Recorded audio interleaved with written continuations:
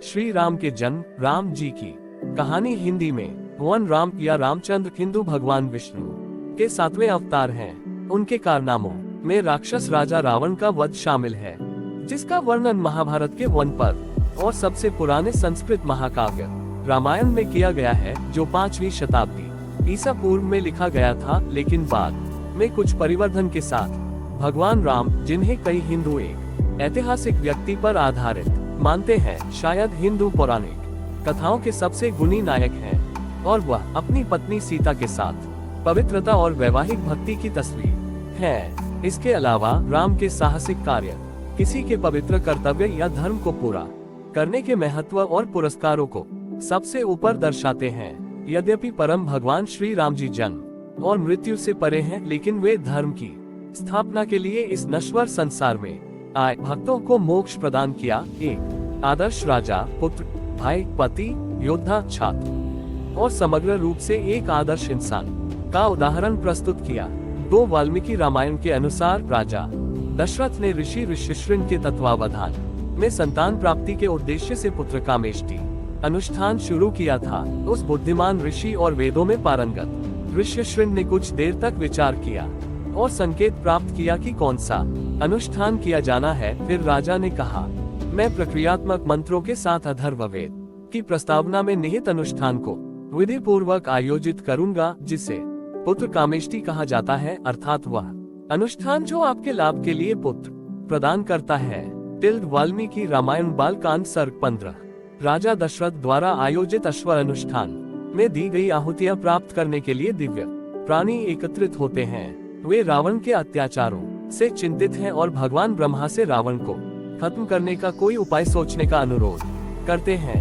भगवान ब्रह्मा जी ने देवताओं से कहा कि रावण को मनुष्य या बंदर द्वारा मारा जा सकता है। जब सभी देवताओं ने ब्रह्मा से इस प्रकार बात की, तो उन्होंने कुछ देर सोचा और फिर कहा, आहा, उस दुष्ट दिमाग वाले रावण को मारने का विचार समझ में आया है। रावण ने वरदान मांगते हुए कहा, मैं गंधर्वों द्वारा नहीं मारा जाऊंगा, यक्षस या देवताओं द्वारा या अन्य राक्षसों द्वारा। और मैंने भी कहा, ऐसा ही होगा। उस राक्षस ने तब मनुष्यों और बंदरों के प्रति अपने अनादर और जाहिर तौर पर अपनी मृत्यु के बारे में व्यक्त नहीं किया था, अन्यथा घटित नहीं होता। ब्रह्मा ने देवताओं से ऐसा कहा।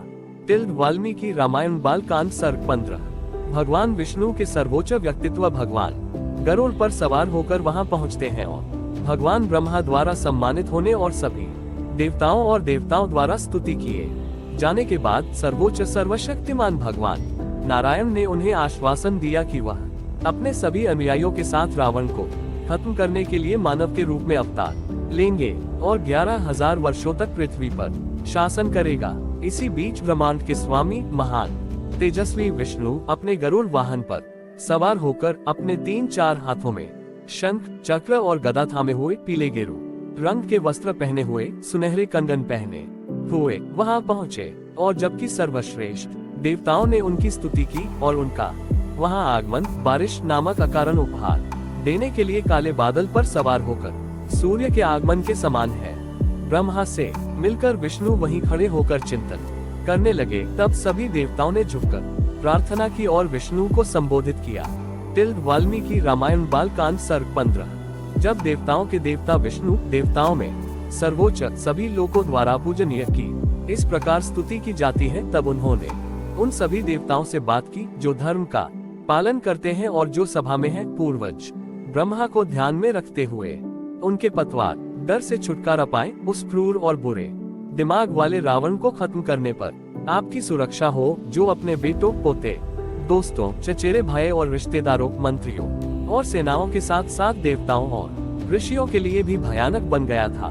तुम्हारे कल्याण के लिए युद्ध करो, तब मैं मानव लोक में रहकर 11,000 वर्षों तक इस पृथ्वी पर शासन करूंगा। इस प्रकार विष्णु ने देवताओं को आश्वासन दिया। वाल्मीकि रामायण बालकांड सर्ग 15। भगवान महाविष्णु मानव के रूप में अवतार लेने के लिए सहमत हुए और राजा दशरथ को अपने पिता के रूप में चुना। और जब दशरथ पुत्र कामेष्टि नामक वैदिक अनुष्ठान कर रहे होते हैं, तो भगवान ब्रह्मा जी द्वारा भेजे गए प्रजापत्य पुरुष यज्ञ पुरुष नामक देवता संतान उत्पन्न करने के लिए दशरथ को उनकी रानियों के बीच वितरण के लिए दिव्य मिठाई का एक सुनहरा बर्तन देने के लिए यज्ञ अग्नि से प्रकट होते हैं। इसके बाद राजा दशरथ ने उस दिव्य प्राणी को हथेलियों से नमस्कार किया और उत्तर में कहा, हे भगवान, आपका स्वागत है और मैं आपके लिए क्या करूँगा।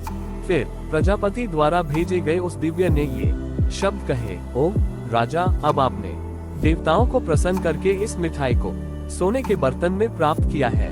हे व्याघ्र राजा, देवताओं द्वारा तैयार की गई इस मिठाई को लीजिए। यह एक धन्य मिठाई है जो संतान और स्वास्थ्य को समृद्ध करती है। हे राजा, इसे उपभोग करने दो। इतना कहकर उन्होंने आगे कहा, तुमने यह अनुष्ठान किस उद्देश्य से किया है कि तुम्हारी पत्नियों में पुत्र उत्पन्न होकर संतानोत्पत्ति होगी, इसलिए इसे अपनी योग्य पत्नियों में दे दो। इस प्रकार देवता ने दशरथ से कहा। वाल्मीकि रामायण बालकांड सर्ग 16। तब महाराज दशरथ जी ने मिठाई का आधा भाग रानी कौशल्या को और 1/4 भाग रानी सुमित्रा को दिया और उन्होंने पुत्र प्राप्ति की इच्छा से कैकेयी को मिष्ठान में से 8 दिए। फिर कुछ देर सोचकर शेष अर्थात 8वां भाग पुनः रानी सुमित्रा को दे दिया। इस प्रकार महाराज दशरथ जी ने अपनी पत्नियों को अलग अलग तरीके से मिठाई वितरित की। उस मिठाई को खाने से तीनों रानियों माँ कौशल्या, माँ सुमित्रा, माँ कैकेयी ने अपने बच्चों को गर्भ धारण किया।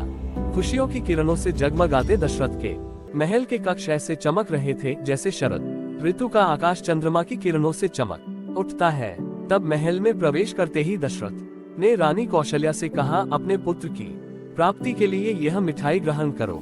तब राजा ने मिठाई का आधा भाग रानी कौशल्या को दिया और आधे का आधा अर्थात 1/4 भाग रानी सुमित्रा को दिया और पुत्र प्राप्ति की इच्छा से उन्होंने कैकेयी को बचे हुए आधे में से आधा अर्थात मिठाई में से 8 हिस्सा दे दिया। फिर कुछ देर सोचकर शेष अर्थात 8वां भाग पुनः रानी सुमित्रा को दे दिया। इस प्रकार राजा ने अपनी पत्नियों को अलग अलग तरीके से मिठाई वितरित की। वाल्मीकि रामायण बालकांड सर्ग 16। 3 वैदिक अनुष्ठान पूरा होने के बाद सभी राजा और ऋषि ऋषिशृंग दशरथ से विदा लेकर अपने देश चले गए। 12 महीने की अवधि के बाद वैदिक अनुष्ठान समाप्त होने के बाद और चैत्र महीने के 9वें दिन माँ कौशल्या ने सर्वशक्तिमान भगवान श्री राम जी को जन्म दिया। रानी कैकेयी ने भरत जी को जन्म दिया। रानी सुमित्रा ने 2 पुत्रों लक्ष्मण जी और शत्रुघ्न जी को जन्म दिया। भगवान श्री राम जी का जन्मदिन के समय हुआ था। अनुष्ठान पूरा होने पर 6 मौसम बीत गए। फिर 12वें महीने में यानी चैत्र मास में और उस चैत्र महीने के 9वें दिन अप्रैल मई जब पुनर्वसु नक्षत्र युक्त नवमी तिथि होती है, यानी जब उस 9वें दिन का शासक तारा पुनर्वसु होता है, क्योंकि जिसकी अधिष्ठात्री अदिति है, और जब 9 ग्रहों में से 5 सूर्य, कुज, गुरु, शुक्र, शनि उच्च स्थान में होते हैं, अर्थात जब वे ग्रह अपने संबंधित घरों में आरोहण में होते हैं, मेष, मकर, कर्क, मीन, तुला राशि एस, और जब चंद्र युक्त गुरु कारक लग्न बृहस्पति चंद्रमा के साथ युति में कर्क राशि में लग्न में है, और जब दिन आगे बढ़ रहा था, रानी कौशल्या ने एक पुत्र को जन्म दिया। वाल्मीकि रामायण बालकांड सर्ग 18। 4 सर्वशक्तिमान भगवान श्री राम जी के जन्म के समय की विशेषताएं। रानी कौशल्या ने कमल लाल आंखें, लंबी भुजाएं, गुलाबी होंठ, ढोल जैसी आवाज जैसे सभी दिव्य गुणों वाले एक पुत्र को जन्म दिया, जिसने इक्ष्वाकु वंश को खुश करने के लिए जन्म लिया और सभी दुनियाओं द्वारा पूजा की गई, और जो बहुत धन्य है, विष्णु का प्रतीक अर्थात राम। वाल्मीकि रामायण बालकांड सर्ग 18। उनमें सभी दिव्य गुण थे। उनकी आंखें कमल जैसी लाल थी, उनकी आवाज ढोल की थाप जैसी थी, वह समस्त लोकों से सुशोभित था। उसके गुलाबी होंठ और लंबी भुजाएं थी। सभी ब्रह्मांडों के भगवान श्रीमन नारायण ने भगवान श्री राम जी के रूप में मानव अवतार लिया। उन्हें दुनिया भर में सम्मानित किया गया। इनका जन्म इक्ष्वाकु वंश में हुआ था। वह सभी पूर्णताओं का योग है।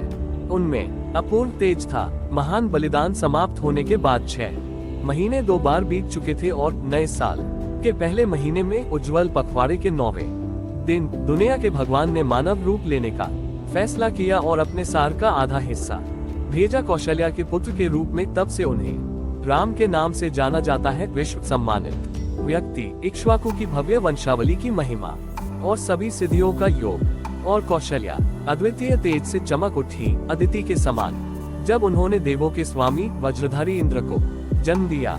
वाल्मीकि रामायण बालकांड सर्ग 18। हेलो दोस्तों, नमस्ते। वेलकम बैक टू आवर मेरे यूट्यूब चैनल। आज हमने एडिटिंग किया है प्रभु श्री राम की जन्म कथा। तो ज़रूर इस कहानी को आप लोग सुनिए एंड वीडियो अगर अच्छा लगा है तो वीडियो को एक लाइक ज़रूर कर देना एंड चैनल को सब्सक्राइब डेफिनेटली करके जाना भूलना मत। ऐसे ऐसे स्टोरी मैं इस चैनल पे लाता रहता हूँ। और भी एक चैनल है, नीचे कमेंट बॉक्स में पिन है उसका लिंक, तो आप लोग ज़रूर जाके उस चैनल को भी सब्सक्राइब ज़रूर कीजिए। एंड वीडियो अगर मेरा सारा अच्छा लगता है तो चैनल को सब्सक्राइब डेफिनेटली कीजिए एंड चैनल पेज में जाके और भी वीडियो है उसको भी जाके चेक कीजिए। Thank you. तब तक के लिए मैं मिलता हूँ अगले वीडियो पे। Tata, bye bye. ऐसे ही पुराने कथा मैं लाता रहता हूँ, तो चैनल को सब्सक्राइब ज़रूर कीजिए। चैनल को सब्सक्राइब करके ज़रूर रखना। Thank you. तो तब तक के लिए टाटा, बाय बाय।